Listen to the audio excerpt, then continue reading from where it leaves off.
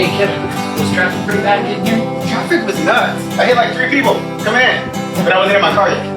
The traffic around that McDonald's is pretty bad as well. Oh, yeah. I couldn't even get breakfast. I'm sorry, man. I can't help you there. Did you happen to study the lesson? No, I was trying to get breakfast. No, I'm just kidding. I did. Okay, so you got everything down as far as everything involving baptism, right? Yeah, okay, I do, but gosh, man, it's a really heavy subject. I got you. There's a little bit of nuance here and there that you gotta. How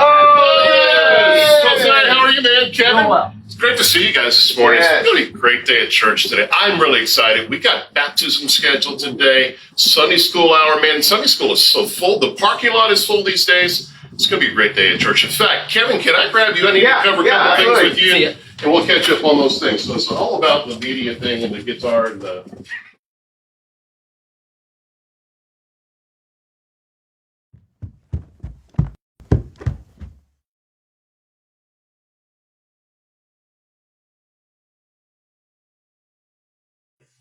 Kevin, you doing okay? Why are you sitting in the dark?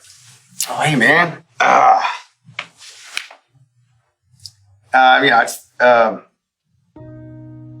This lesson's really, it's got me thinking about a lot, man. Like,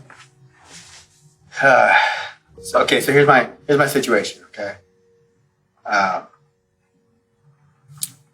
So I made a profession of faith when I was a kid. I was like 6 or 7. My dad baptized me in the church. He was preaching that. But just over time, life, trainings, Falls Creek, all that kind of it, I was convicted, like solidly convicted that I wasn't actually saved. And when that happened, I got it right. So I made sure that I was one with Christ. But reading over this lesson and, just past few sermons, things like that, do I have to get rebaptized? Do I have to get baptized again? Does that one still count? What are your feelings? Well, I think we should always be willing to humble ourselves to get a deeper relationship with Christ. And I think this is something you should take up with the pastor. I think it's just an opportunity to have that much closer of a relationship. Man. Okay, so I'm a Sunday school teacher. Man. Like I've been doing stuff and what is that gonna look like? I think it would show more dedication of your relationship with Christ. I think that's what it would show. It wouldn't change anything about you.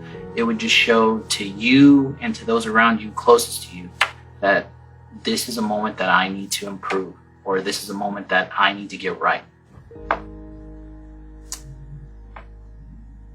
We can still talk to the pastor if you want. Oh man, he said something about a guitar and I think somebody owed him money. I'm not sure. He's probably not even here. Pastor, you still here? Hey guys, what's going on? Well, we were just talking, and he was had some thoughts about his relationship with God. Oh wow, that's pretty heavy. What's going on? Let's be real. I know you heard everything. I was listening a little bit. Okay, so what is the stance on that? Do I have to get rebaptized? Can I tell you a real life story, real short one? Yeah, please. So, man, when I was growing and I was a teenager, we had a cool youth pastor who really invested in me and all of my peers alike. Man, we were growing by leaps and bounds. One Sunday he was standing up front, receiving people at the invitation at our church I grew up in. All of a sudden, he turned around and turned to the pastor of the church. He went over there and said to the pastor, "I realize today I'm not saved." And he made a profession of faith right there to get saved and then was rebaptized. And he had been a youth pastor for all these years, had really impacted my life. I talked to him later, and he was like, man, God really convicted me that I was lost, and I knew I needed to take care of it. And baptism is something you do after you're truly saved, not before. So I would say to your question, do you need to get baptized again? I would answer your question with a question. Have you been baptized since you were truly saved? No. No. Well, you know what? We've got baptism planned for today's service. And if you're confident that you're now a follower of Jesus and you want the whole world to know that you are a follower of Jesus, we can take care of your baptism today. What do you think? Let's do it. I'm ready. Let's do it. You want to teach my class for me? Absolutely. Okay. Well, church, it's been a great day in the Lord's house here at Glorieta. God has been in our midst, and we have the most exciting part of our service yet to come. We're getting ready to go back here to the baptistry and baptize 2 candidates today that have made a public profession of faith in Jesus Christ. This is actually our first baptism service since I've come to this church, and I'm excited about that. Let me take this opportunity and tell you what baptism is. Baptism is an act of obedience first to the Lord's command and his example he set for us. When he was baptized in the Jordan River, when he gave the Great Commission to go and baptize, we were commanded to be baptized, and it is an act of obedience first and foremost. Secondly, baptism is literally a picture of what happened when you were saved. When you're placed under the water, it pictures you being cleansed of your sin and being raised to walk in newness of life, a forgiven person in the eyes of God.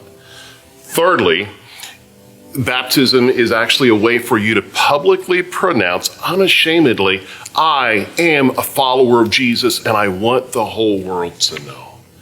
That's what baptism is, and that's what we're getting ready to partake in this next part of our service.